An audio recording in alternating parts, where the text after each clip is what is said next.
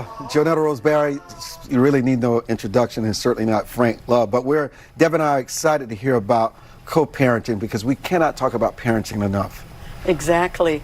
And you know what, working with Frank, you know, I've been involved for many years around the issue of fatherless daughters, and the fact that so many young girls are growing up without their fathers present in their homes, and sort of looking at how do we expand that conversation, how do we look for solutions.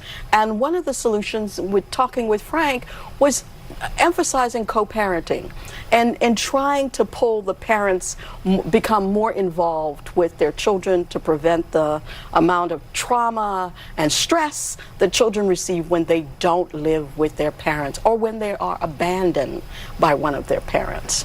So it's really Frank's creation, the Co-Parenting Award, that we're going to be presenting on June the 2nd. It's an opportunity to celebrate individuals who used to be in a romantic relationship that no longer are, but are doing a great job working together, parenting their children. Does romantic relationship mean marriage? No. No, it doesn't have to mean that, but obviously but isn't that the best scenario? Obviously, of course it's the best scenario. Well, it can be a good scenario. The issue, though, everyone married isn't in a good situation. And to say marriage is just the optimal tag to put on it, it's not. It doesn't quite. But when it works, when a marriage works, it's the best. It's optimal. How many don't work, though? A lot. Well, I think there are more than 50% of marriages in America end up in divorce. Well, so I am a child of divorce, and I think you're right, both of you, that if my parents had stayed together for the sake of us, it would have been a really unhealthy relationship to witness as a child. Yes. So I think ideally, yes, a happy marriage and raising children in that situation is obviously the best situation anyone could hope for.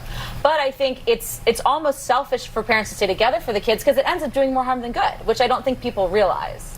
I'm sort of in the middle. Yeah, about that. Yeah. You know, whether it's worse for kids, or when you look at the amount of trauma that children experience from divorce, or even if their parents were never married and the father has abandoned, or in some instances the mother has abandoned, that trauma lasts forever. It doesn't go away. And in fact, there's been some research that suggests that that pain from that trauma gets played over and over and over again. And what happens is, in the case of a woman or case of a man, you go into a relationship and you bring all of that into that relationship, which is why so many marriages end up in divorce. And so my attitude is, let's talk about it before you even get into a romantic relationship, before you even decide to have children, before you decide to get married. You need to understand all the parameters of what that means. How better would the relationships be if it was all about getting to know each other and less about the sex and the intimacy? Well, the sex and the intimacy is a part of getting to know that's not the question. But that's not the question I asked. You're going to get to that if you're in a marriage with someone for a lifetime. But what happens if you put the get to knowing at the beginning and the sex and the intimacy becomes secondary? What happens in those relationships? It's a tricky concept because it's a very tricky concept because sex and intimacy is a form of getting to know one another. And as soon as we meet, no matter what we're doing, we're getting to know one another. So the issue can be, at times, it's you're creating children sooner than you have optimally gotten to know one another. But when there are things that I learned about my past wife that I learned only because we had children. There was no other way.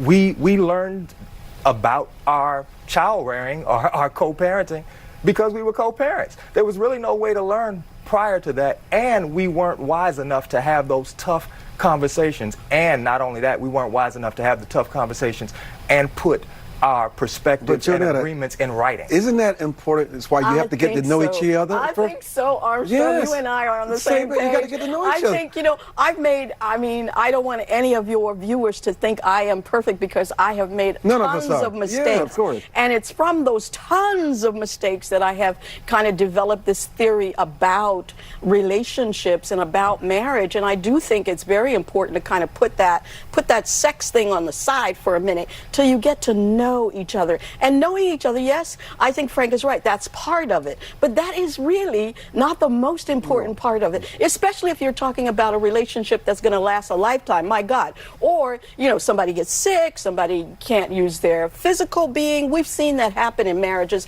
and they last and last and last because there are friendships there. There's a real relationship.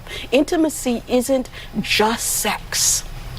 Debbie? So I agree with a lot of what you're saying, but what does getting to know you mean? Does that mean you can't be intimate for after 3 months, 3 weeks, 3 days?